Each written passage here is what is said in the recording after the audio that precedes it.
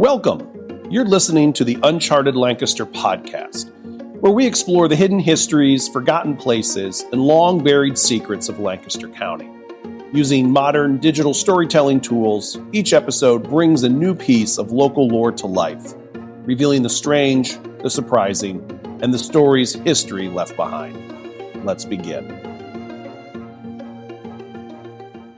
Welcome to the Deep Dive. You know, we spend a lot of time analyzing these huge global events, new tech, big geopolitical shifts. Right.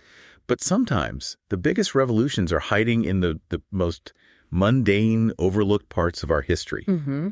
Today, we're plumbing the depths of a topic that seems, well, almost ridiculously simple. A bathtub. A bathtub. But it represents this profound social and technological breakthrough in 19th century America. That's exactly right. For those of you who are learners who are always looking for that surprising historical nugget, you know, the overlooked moment that changed everything, this is it. Yeah.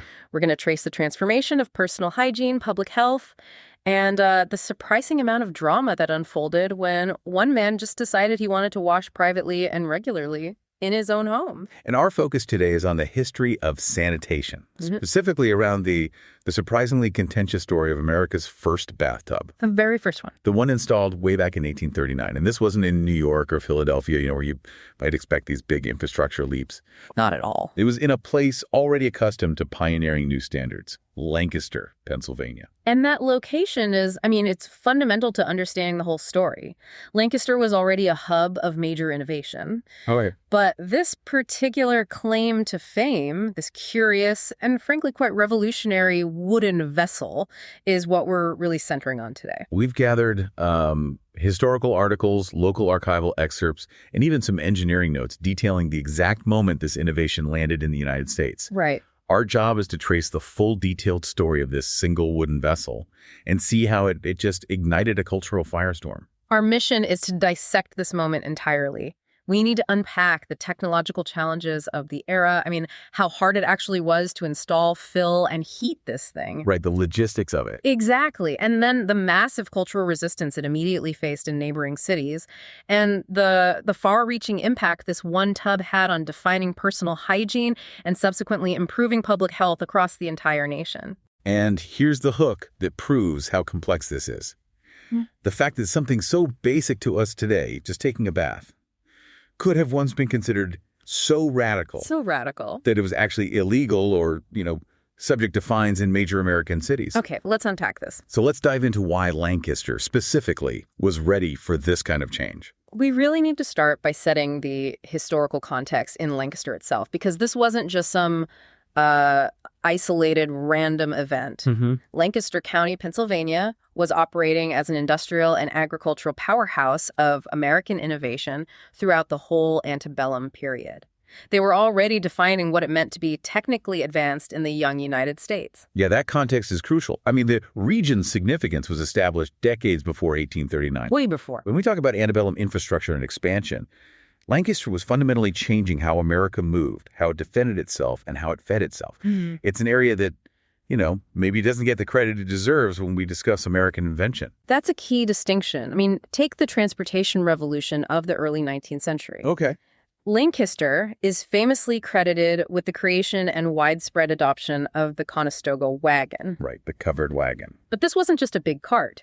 It was a highly specialized, sophisticated piece of engineering designed specifically for the rugged demands of hauling heavy freight over the long, often poorly maintained distances of the early American frontier.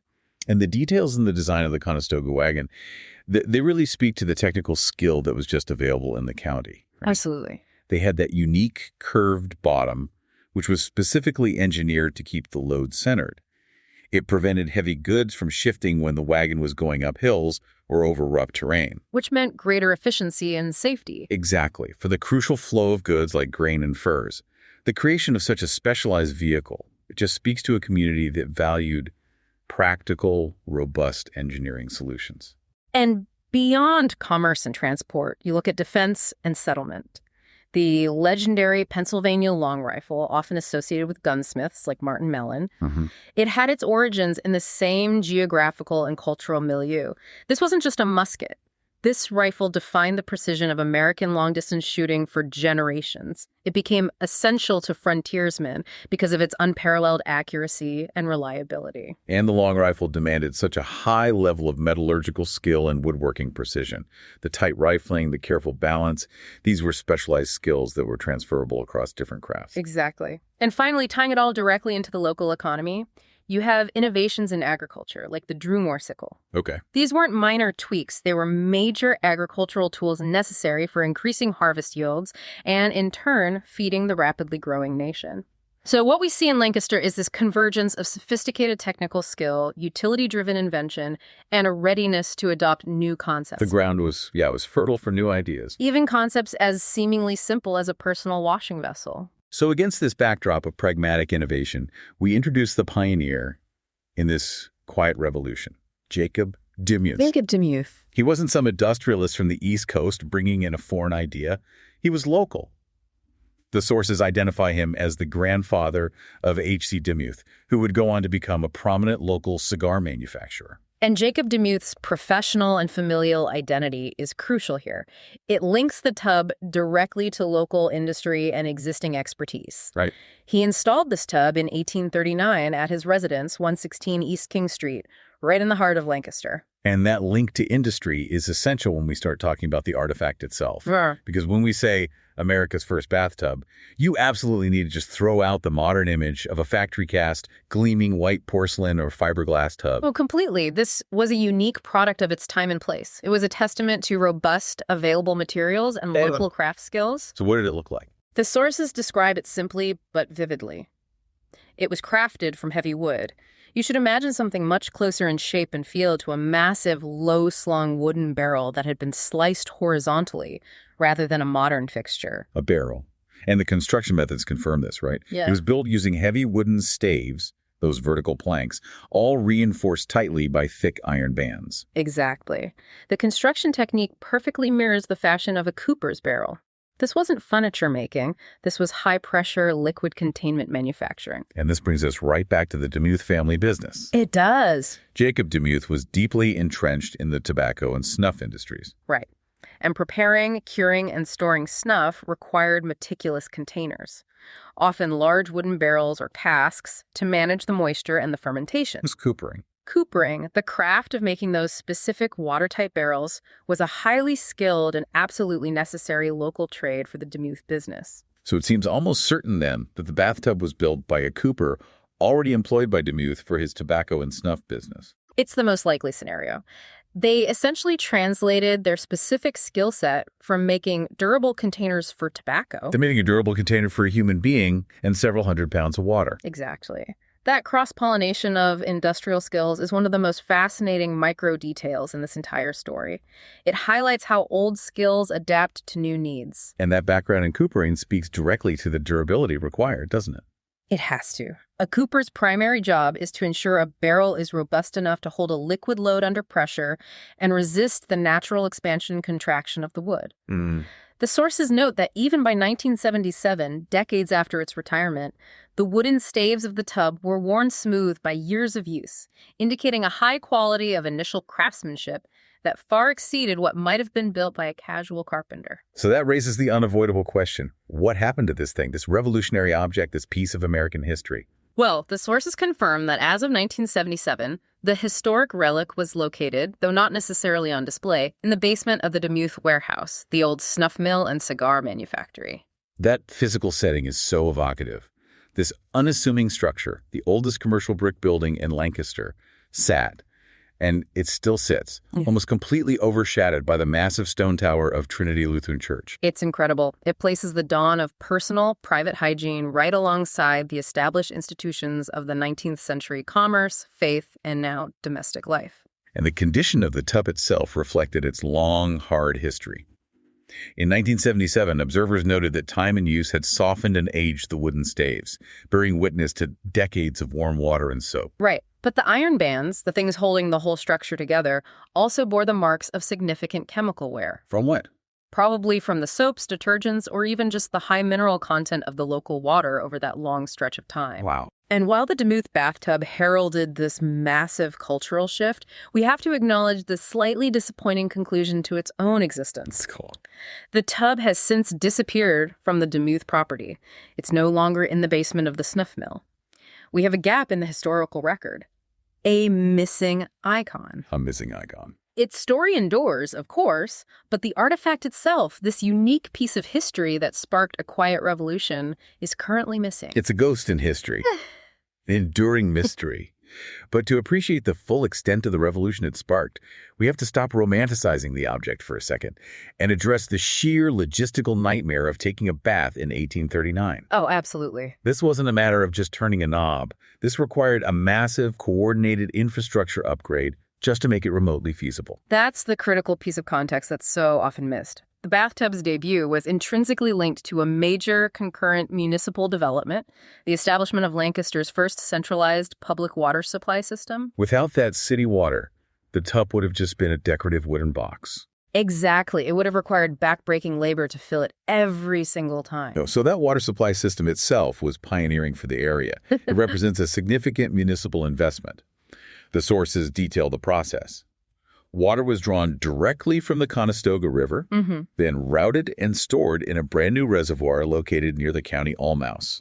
From there, powerful pumps, and we're talking likely steam-powered, a major technological lift for the time, forced the water into the city's early distribution pipes for domestic use. So having running water available for domestic use was step one, a massive technical hurdle overcome by the city. Right. Step two was getting that water into the barrel in a convenient way, which was still a challenge. The sources describe two filling processes. The first was just manual pouring, which required fetching water from a tap and hauling buckets, still cumbersome. But the second, and this was probably the Demuth setup, was via a simple pipe extending over its top. Right. Now, for the 1830s, having a fixed pipe that could fill your bath from a municipal source was an innovative feature. It minimized the manual labor dramatically. It did. But innovation had its limits, especially when it came to temperature. We have to understand the enormous heating challenge that made this luxury so incredibly labor-intensive. Right. The municipal system provided cold water access, period. It lacked hot water pipes entirely. There was no boiler, no furnace connected to the pipes for instantaneous on-demand heat. So taking a bath required what the sources charmingly call the tea kettle method. The tea kettle method. And we had to emphasize the scale of that operation. You're not just boiling a cup for tea here. Yeah. A wooden barrel-like tub would hold, conservatively, maybe 50 to 80 gallons of water for a full soak. Cool. You needed enough hot water to raise that entire volume from the ambient temperature of the pipe water, which could be very cold, especially in winter, up to a comfortable 100 degrees Fahrenheit. So that's where the sheer domestic labor sets in. Completely. Cold water from the new city pipe went into the tub, but the hot water had to be boiled separately, kettle after kettle, jug after jug. Which means maintaining a significant fire on the kitchen hearth or stove for, hours? Probably for hours. Carrying heavy boiling vessels across the room and manually adding that heated water until the bath reached a usable temperature. A single bath was a major multi-hour domestic project. It required the attention of perhaps several household staff or family members. It just shifts the entire perception of the act. A bath wasn't a quick 20-minute indulgence. Not at all. It was a scheduled, coordinated event. Yet, despite this primitive heating process, the drainage system was surprisingly sophisticated for its time. The tub had a drainage outlet at the lower end, a functional detail remarkably similar to modern plumbing. That drainage is evidence of foresight. They were thinking about long-term hygiene and waste management. Right. Having a fixed drain means the dirty water didn't have to be bailed out manually or, dumped unceremoniously into the yard or the street. It minimized odor and immediate health hazards. It suggests they were integrating this private fixture into the city's overall, albeit rudimentary, waste system. And this intense labor, this high-tech for the time luxury, it caught on really rapidly among the city's upper class who could afford the labor and the water access. It did. By the end of 1839, the Lancaster City Water Works reported that 9 bathtubs had been installed throughout the city. 9. In just a few months. For a cutting-edge, labor-intensive domestic amenity, that's a pretty impressive adoption rate. It is. And the city was also quick to monetize this new service. They established a clear economic model. Households paid an annual fee of $3 for water access per tub. An ongoing utility fee. Exactly. It wasn't just the installation cost of a Cooper-built tub. There was a recurring fee. Now, to truly appreciate that cost, we have to contextualize that $3 fee for you. Yeah. Our sources clarify that this is equivalent to about $102 in 2024 purchasing power. Which is something, but... But that $102 today is a bit abstract. What did $3 actually buy in 1839? Well, let's consider common wages. A skilled laborer or artisan in 1839 might earn roughly $1 to $1.50 per day. So the $3 annual fee for the bathtub water was equivalent to 2 to 3 full days of wages for many working-class Americans. This emphasizes that this was emphatically not a basic necessity. It was a true luxury item, priced as such, with a clear recurring cost associated with the privilege of frequent indoor water usage. This cost structure immediately confirms that from its inception, personal hygiene, in the convenient form of an indoor bath, was priced as a class divider. It was a status symbol. A huge status symbol. Yet it was a durable investment. The tub's operational life is remarkable. It really underscores the quality of that original Cooper's construction. It remained functionally watertight, resisting leaks and warping for decades, all the way up until 1870. 31 years of continuous tea kettle heated service before any major maintenance was needed. That's incredible. It is. And when leaks finally developed in 1870, they didn't just discard the old wooden box. They performed a significant, costly repair. They added a zinc lining to the interior to extend its life. Which confirms the artifact was highly valued, maybe seen as an irreplaceable symbol of domestic modernity and family tradition. The zinc lining proved its worth. It added another 2 decades of use. The Demuth bathtub remained in continuous operation until 1890, when it was finally retired. So that's a staggering operational lifespan of 51 years. 51 years. Starting from a time when the entire concept of an indoor bath was completely foreign to most Americans. 51 years of service. A truly impressive testament to Jacob Demuth's initial vision and the skills of his local cooper. And that longevity is precisely why we can talk about the quiet social revolution this single piece of wooden furniture sparked. It wasn't just a container. No, it fundamentally changed the expectation of domestic life in the U.S. and established the idea of private in-home bathing facilities as the aspirational standard. The sources claim, quite dramatically, that the Demuth tub set in motion a cultural shift that would influence the personal habits of hundreds of millions of people. And while that statement is sweeping... It sounds a little over the top. It does, but when you trace the trajectory of sanitation, public health, and domestic architecture through the 19th and 20th centuries, it is undeniably true. The impact on public health, as noted in the sources, cannot be overstated. It can't. Before this, personal hygiene was often sporadic and carried out communally using public bathhouses, or laboriously using a basin and bucket in a private room. By bringing cleanliness indoors, making it easier to maintain, and crucially, making it private and frequent, the rates of disease transmission dropped. General health standards rose dramatically. And there's a profound philosophical and even religious connection here that the era keenly felt. The Victorian era saw the rise of the notion that cleanliness was next to godliness. Right, linking physical purity directly to moral purity. Exactly. So Lancaster, with its 9 tubs by the end of 1839, was embracing a new, tangible standard of moral and physical purity faster than most of its peers. This wasn't just about comfort, it was about respectability. It's interesting to consider how this labor-intensive luxury transitioned into a cultural ritual. Our sources suggest that the deeply ingrained American tradition of the Saturday night bath, The weekly bath. this dedicated time for cleaning up before the Sabbath, it may well have its organizational roots in the Demuth family's pioneering installation. That makes perfect sense given the tea kettle method.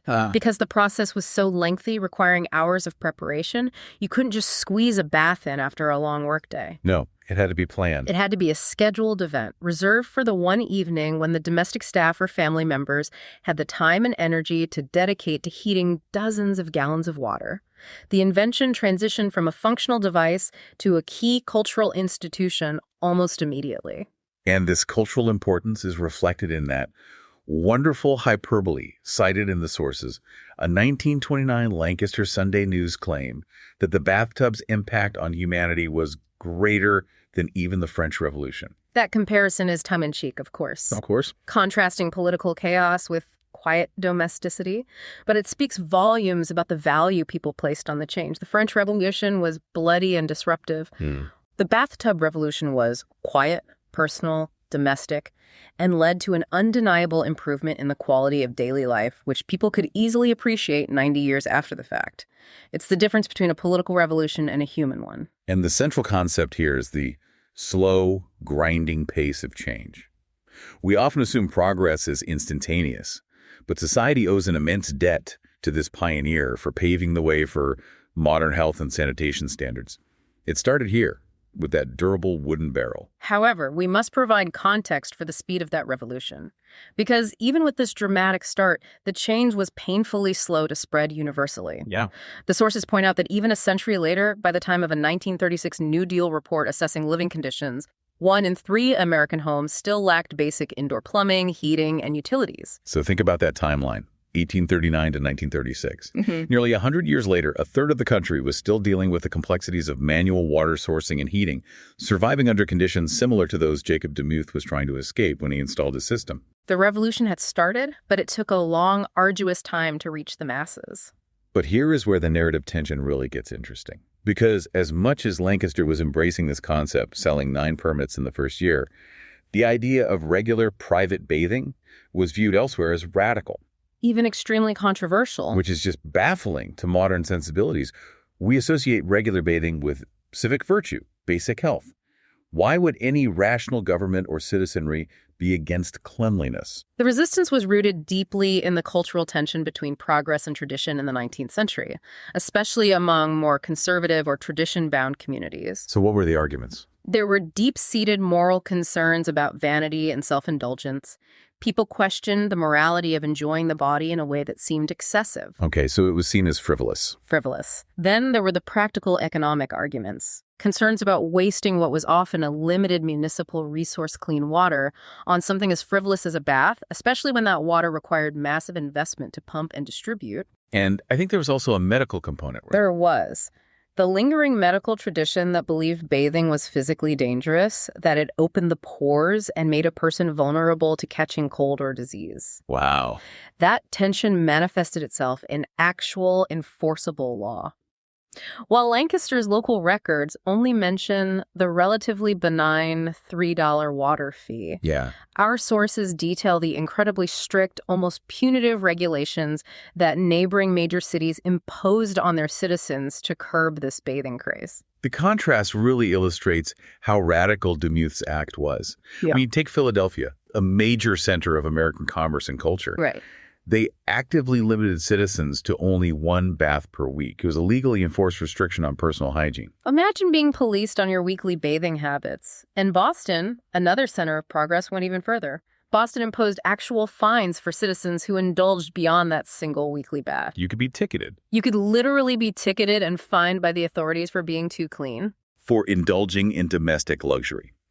This is the charged, tense context Jacob Demuth and his 9 fellow bathtub owners were operating in. Exactly. And while Lancaster's official records don't confirm the existence of similar anti-bathing ordinances, only the local lore and speculation are rampant about the social pressures they must have faced. And that speculation centers on alleged local ordinances discouraging frequent baths.